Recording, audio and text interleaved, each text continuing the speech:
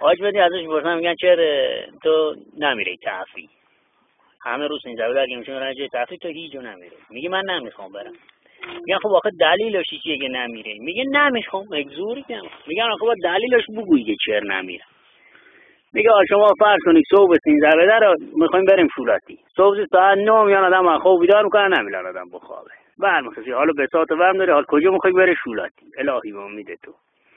اساسا زنه میله تو صندوق عقب میایدن فلکه عباسوادی رسید میگه یه آتیشون میگیره زود پزه یادم رو بیارم. حالا با دور بزنی بیای دوباره خونه.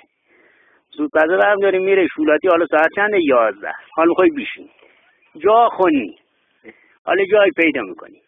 فرشت پم میکنی باد میزنه کپوش میزنه. دوباره پم میکنی باد میزنه کپوش میزنه. دوباره پم میکنی تو سنگ میلیریش میشینی همین نشستی سنگ میره یه جایی. حالا باید این سنگار دراره جابجا کنی. یه بادی میاد 100 من خاکی پاشری فرشه.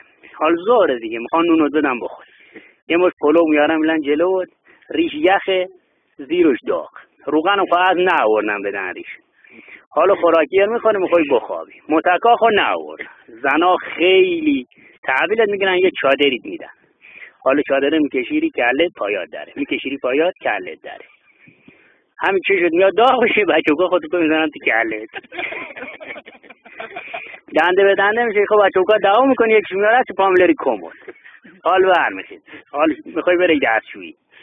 یا آفتابی برم داری. حال همه عالم میدونن تو کجا میخوای بری. هی میری پیدا هستی. میری پیدا هستی. حالا جای پیدا میکنی میشینی کارت جدی نگاه میکنی تو آفتابا اونی. لیلا خوده وارم. حالا خود سنگ خودتو پاک میکنی برمیخیزی میای.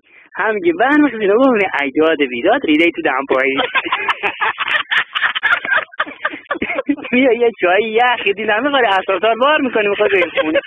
آخه این چه تفریح شده میخوام نرم.